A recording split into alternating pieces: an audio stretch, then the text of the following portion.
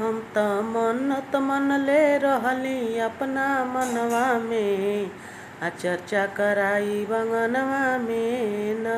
हम त मन्नत मनले रहली अपना मनवा में, चर्चा कराई बंगनवा में न। हम त आंगन धोले रहली गंगा जलवा से, चर्चा कराई बंगनवा में न।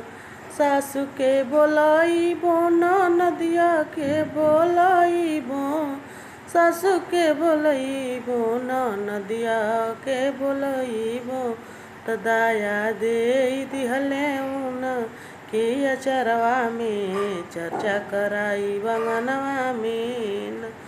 त दाया दे दिहले उन के अचरवा में, चर्चा कराई बंगनवा में न।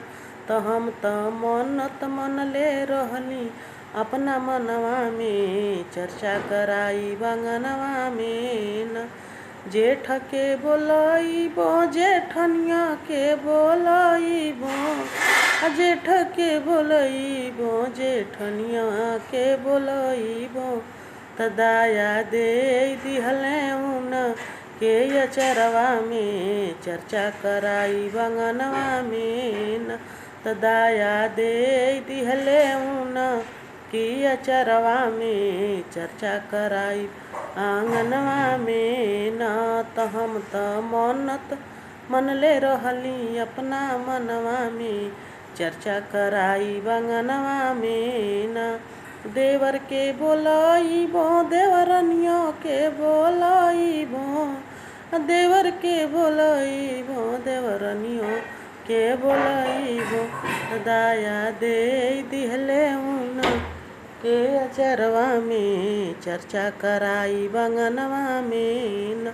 त हम त आंगन धोले रहली गंगा जलवा से, चर्चा कराई बंगनवा में न। सोने की थाली 56 रंग भोगवा, सोने की थाली 56 रंग भोगवा, हम त भोगवा लगवली भोले के चरणवा में, आ चर्चा कराई बंगनवा में न।